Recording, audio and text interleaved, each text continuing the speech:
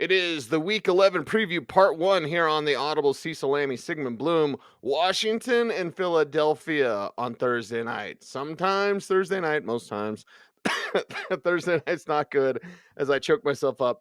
This one could be really good. The Washington side, of course, led by Jaden Daniels, who we're all excited about, Bloom, but who's he going to against the Eagles and what fantasy GMs can take advantage here? And we saw it's showdown week by the way. Second half of the season's here. Showdown week. Fantasy football. Screws are getting tighter.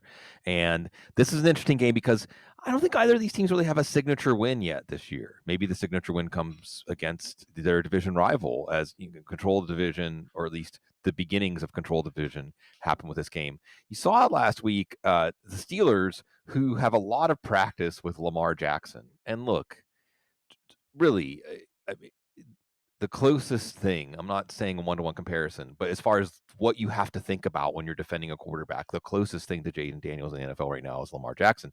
So the Steelers have a lot of practice with that. It's going to be really interesting to see what Vic Fangio comes up with here and how he can deploy what they have. But I do think you're going to see Washington lead with the running game. If Brian Robinson's back, he might be back. It's a Thursday game. He's missed a couple of games in a row. He might not be back. They're happy with Austin Eckler. And then you're going to have Terry McLaurin, and is there somebody else that's going to step up? Noah Brown, Zach Ertz. We'll see. But this is a really fascinating matchup. First of two matchups. Probably those two matchups will determine this division. And also maybe how these teams play in this game. If one of them can win decisively and eventually sweep the series, then that gives you that confidence to face the other teams, the Detroits, etc., in the NFC bracket, because really the NFC East has looked kind of like a pretender division this year. Yeah, pretender division, but Philadelphia is there. A couple of limited players to watch out for. Again, full disclosure, recording on Wednesday morning. Devontae Smith limited with a hamstring, and then Dallas Goedert ankle limited Mm-hmm. there as well. We know the names, we know the games. Who's going to be available, and who should you play? Yeah, as you indicate, Smith and Goddard, maybe not 100%, big A.J. Brown game, but a really big Saquon Barkley game, Mm. you know? And this is a moment. See, so there was one last week. Every week there's a new highlight with Saquon Barkley, right? This one was a Saquon Barkley juke against the Cowboys that was so good that a Cowboy that was flying in to make the tackle leveled his teammate. I mean, we've seen jukes where players run into each other, but I'm talking about he leveled his teammate, a hit that was loaded up for Saquon Barkley. And I don't mean like a wide receiver who just somehow threads the needle and they hit each other. I mean a running start hit, and he leveled his teammate. Saquon Barkley's playing at a level that we rarely see running backs play at. And Washington's defense was starting to come on. Russell Wilson found some chinks in the armor in the deep passing game. So again, that's where A.J. Brown comes in.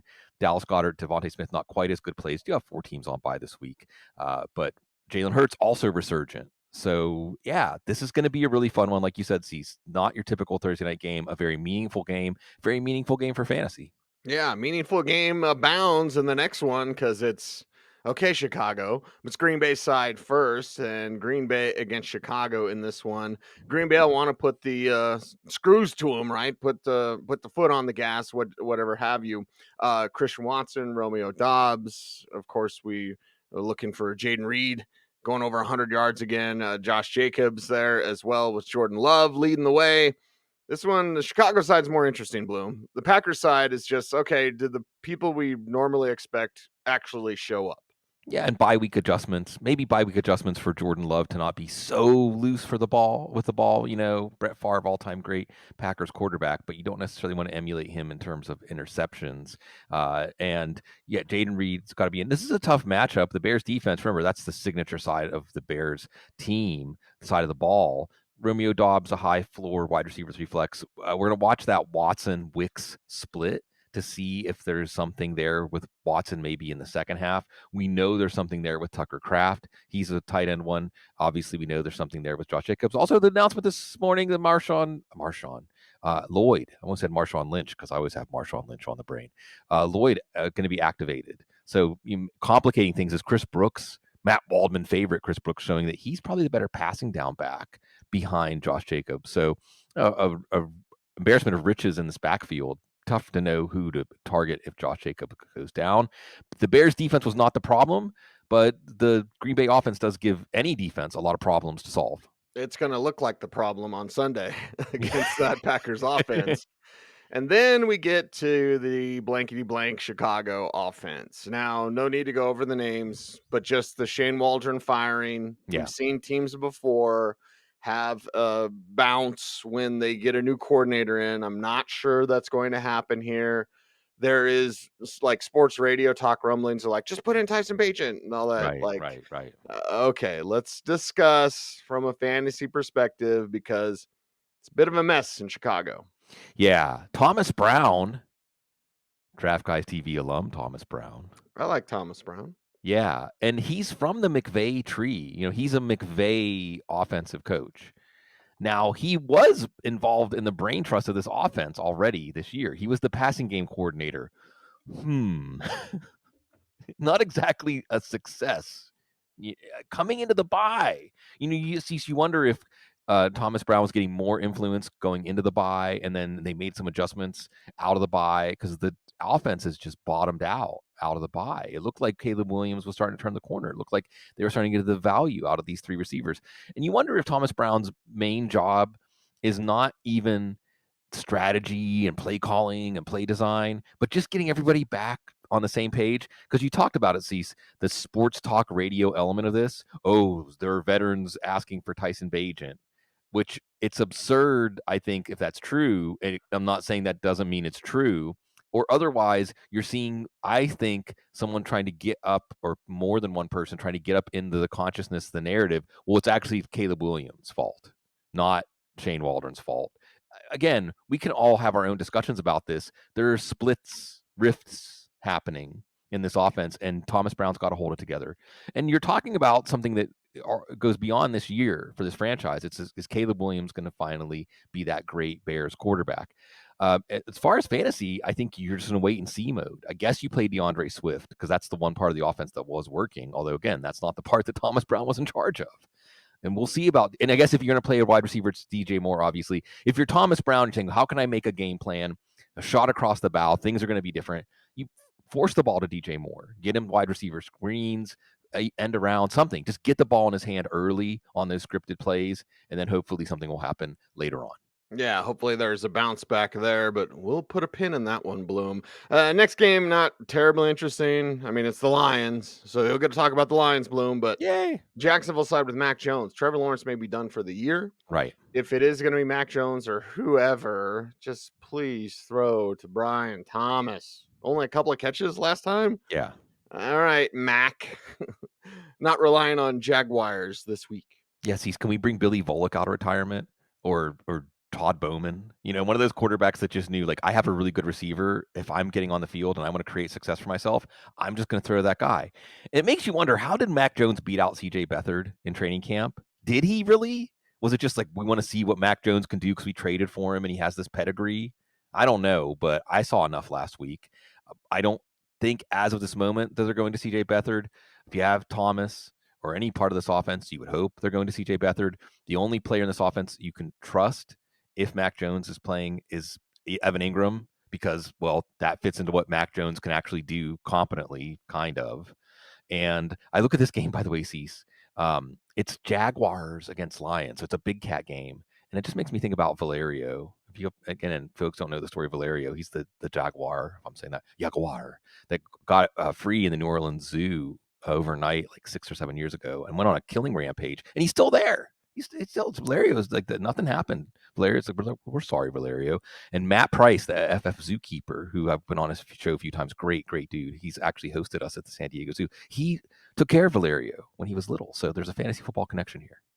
All right. Fantasy football abounds to, hey, well, Detroit side. Which side are we on? Detroit. Detroit, yeah. Detroit. Sorry, got distracted by Big zoos. cats. I wanted to talk about a Jaguar that actually is dangerous on the field. Okay, let's talk about the Lions who are dangerous before we get on to our next game. Yeah. Look, is Sam Laporta going to play? I don't know. That would make it easier to play Jamison Williams. Obviously, it's going to be the running backs and Amon-Ra St. Brown. And the Lions are rolling. I mean, this is one of those games where you play the Lions defense and you hope that the Lions' big offensive pieces get enough before the game gets out of hand, because the Lions, whatever game script, whatever matchups you throw at them, they seem like they can find a way to win. Yeah, find a way to win. Just don't throw 5 picks. Yeah. I guess he was catching up from the month where he had more touchdowns than incompletions. Minnesota Vikings, Tennessee Titans. Let's get into this one. Aaron Jones is day to day with a rib injury. Optimistic about his chances to play. Okay, we'll watch that as the week of practice goes on. And not in the Jared Goff vein, but all right, Sam Darnold, Oh yeah. can you get this thing back on track? Because it's not the first month of the season where everything was hot. Things are No. cooling down in Minnesota. Of course, you're facing Tennessee, so time to get hot again. Yeah, that's the big question. Is this a tailspin? Is Sam Darnold reverting back to the Sam Darnold that was seeing ghosts? And really, you can look at some of the pictures of his face in those Jets games, and it really looked like he had just seen a ghost. And this last week against Jacksonville, they won because Mac Jones was worse, but you don't want to count on that. I mean, I guess Will Levis could be worse, but you're hoping for a bounce back from Justin Jefferson. TJ Hawkinson, is he kind of messing this up, giving Darnold that easy layup? He did have a good week last week. It's almost like the indicator of whether the passing game is really clicking is, well, maybe over 10 yards per catch for Hawkinson, but more downfield passing, including to Jordan Addison and Jalen Naylor, who, again, until we see Darnold look like Darnold, and Tennessee defense has been tough at times. And then you mentioned Aaron Jones. If he plays, he's in your lineup. If not, Cam Akers is in your lineup. Cam Akers probably what the heck flex in any scenario here, as you expect Minnesota to go into Tennessee and control this game, but you expected them to control the game against Jacksonville last week. So we'll have a reason to tune in. Reason to tune in. Will Levis out there slinging it, and then Calvin Ridley scoring those touchdowns. So fantasy gems maybe a little bit more excited. Also, Tyjae Spears maybe doing a little bit more. I'll put a pin in that just because I love Spears. But yeah, maybe Ridley getting people excited for Titans talk.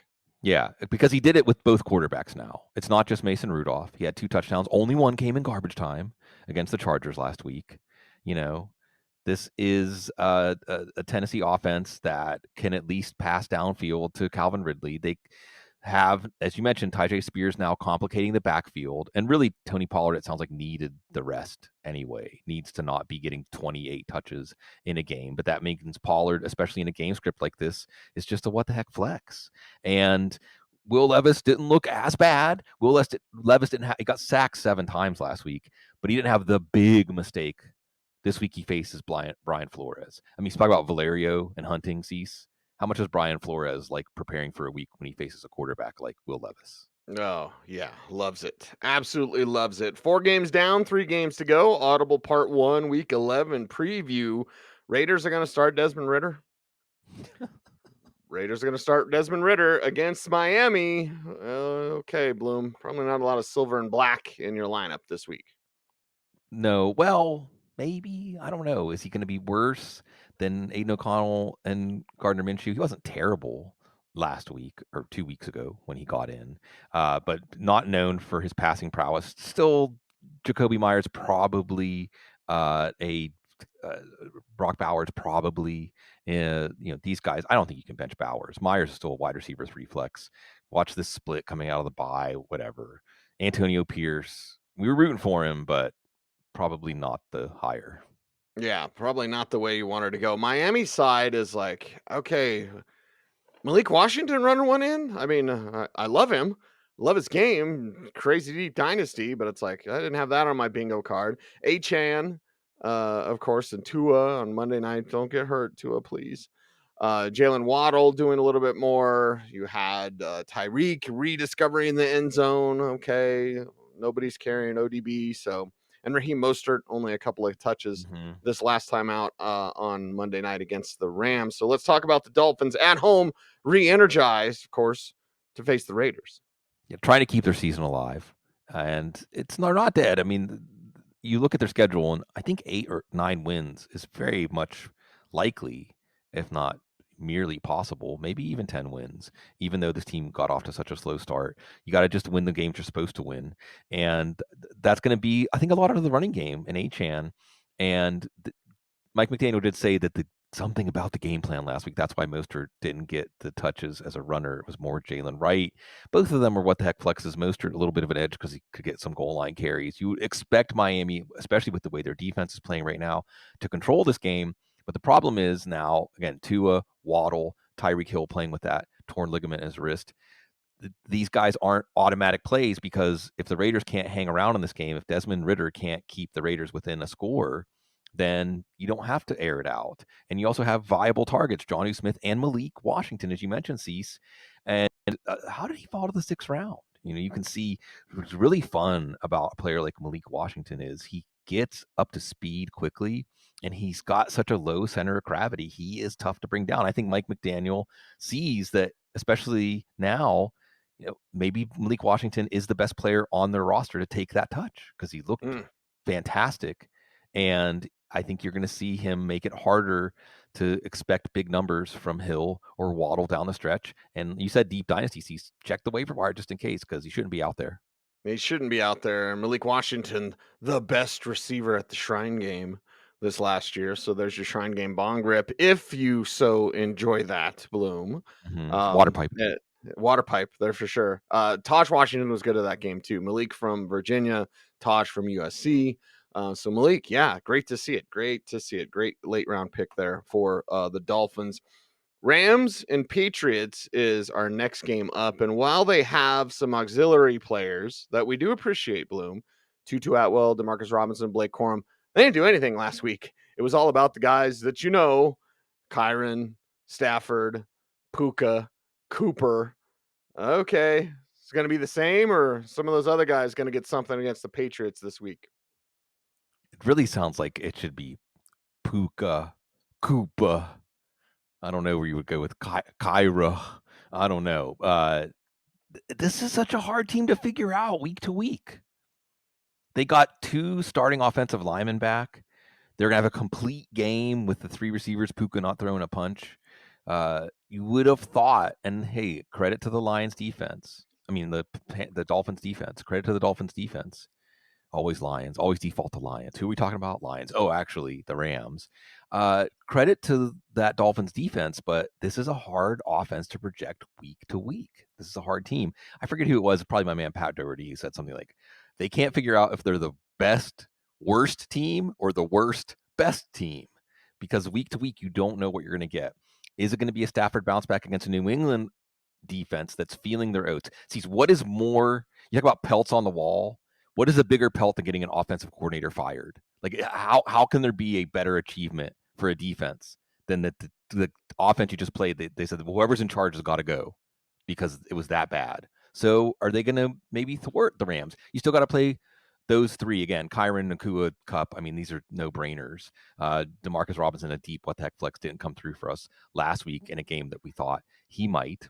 And the other thing exciting about this, of course, is it's hard to figure out the Rams. I don't have Drake May figured out yet because I don't know how good he can be, how quickly he can be that good. It might be quicker and better than we think. Yeah, he's got the wildness to his game, wild card. He doesn't have much around him. Ramondre Stevenson to take the 20 carries for 70 yards, whatever the number is. If the Rams get out on a lead, though, it's more on May. And I don't think fantasy gems are relying on maybe a little Demario Douglas. Hunter Henry when he's not shut down. Probably not Jalen Polk or Keishon Butte yet. So, get May some more weapons around him, but just continue to watch the young man grow. Yeah, he's a good play this week. Where it could all actually backfire is if, again, the Patriots defense is good. The Rams offense did not score a touchdown last week, I think. If they continue to sputter, then Drake May doesn't have to open it up. But if the Rams offense is good, we'll get to see a fun game with Drake May. And actually, it was Keishon Butte, the only full-time receiver last week. So at the same time, Demario Douglas was only on the field about half the time and got more yardage, same number of catches as Butte. So they're both what the heck flex plays. Ramondre Stevenson, he's got to be in your lineup. And that's the guy who could really benefit if the Patriots keep this game close, although we also see what he can do in the passing game. Like you said, Hunter Henry, depending on if Drake May is going to have to air it out. An interesting matchup, Cease, a much more interesting matchup than it looked like, say, a month ago. Yeah, not an interesting matchup to wrap up on, but maybe we'll have some better games in part 2 of this show. It's Cleveland and New Orleans.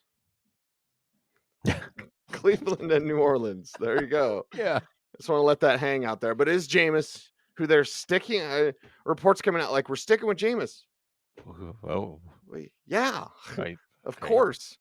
So okay, who's Jameis going to against his old team down there in New Orleans? Yeah, and I suppose what could get Jameis benched is messing around and getting a win, right? This is a draft pick battle game. This is a game to determine how the top 10 of the order of the draft's going to shake out, which could be really important. Both of these teams could use a quarterback for the future, and we'll see about Jameis Winston.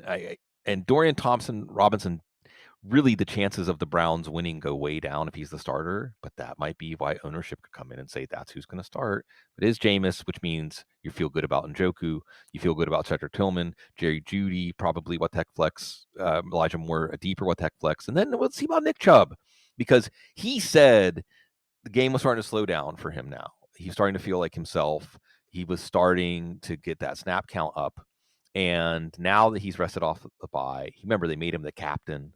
So can Nick Chubb put his mark on this season for the Browns, on the season for fantasy football? We know this is a Saints defense that has had trouble with their tackling. And now the ding dong, the witch is dead bump from Dennis Allen has wore off. What is this team going to look like at home in the dome? It's New Orleans, so I was going to say the hangover has worn Yeah. off. And the Saints side, it's like I guess it's MVS. I guess it's MVS. All right, and Derek Carr to MVS and Alvin Kamara and Taysom Hill, and well, is that about it That's this it, week? really. Yeah, that is it. By the way, this is how you do it here. You when you get up the next morning or afternoon, Bloody Mary. So you get a little bit hair of the dog. You try to hit the ground running or at least walking, not crawling. New Orleans proud to crawl home instead of proud to call it home. That's the one of the old jokes here. The quality of life depends on the liver, and then the vitamins. You need the vitamins. So always a Always. Bloody Mary. If anybody wants some tips on where to get a good Bloody Mary, or just make one, take the stuff with you when you go and just make it in your room. Well, I'll be down there for the Super Bowl, so I'll have plenty of tips from you. Oh, wow. Breaking news. Yeah. Yeah, that's awesome. Well, we will have some Bloody Marys. Maybe we'll have some Bloody Marys before this game. Derek Carr to Marcus Valdez-Scantling, can it happen again? Yes, it can happen again. The last time we saw the Browns pass defense, once it was Joshua Palmer, the other time it was Quentin Johnson, just left alone. Okay, why not? Why not Marcus Valdez-Scantling as what the heck flex? Because we know that Derek Carr had the deep ball hookup with Rashid Shaheed. So again, it's Valdez-Scantling with nothing to lose. Derek Carr really with nothing to lose because all that money's guaranteed. And then Alvin Kamara has to be in. Taysom Hill has to be in. Remember, he was stopped inside the 5, I think, on a 4th down. Not as involved in the passing game as you might hope, but because New Orleans was able to win, well, they're probably going to be able to win in this one, but that could be, again, a lot of Taysom Hill on the ground, maybe even a few Taysom Hill passes. And that's exciting. My brain is still thinking, wow, I'm going to get to see Cecil in a couple of months. And there's going to be a whole crew next door, Cease. Ian Harditz, Chris Allen, Rich Rebar, and many others. So let's party. Man, let's go see that damn tiger, lion, jaguar, whatever it was. Valerio, bring him an offering. All right, there we have it. There we have it. That is a wrap for part 1 of the Week 11 preview here on the Audible. We need your help growing our YouTube channel, so make sure to like, comment, share, subscribe, hit the notification bell so that you never miss a vid, and we appreciate you for that. He's Sig, I'm Cease. We are the Audible. Stay tuned, watch the videos, and as always, stay frosty, baby.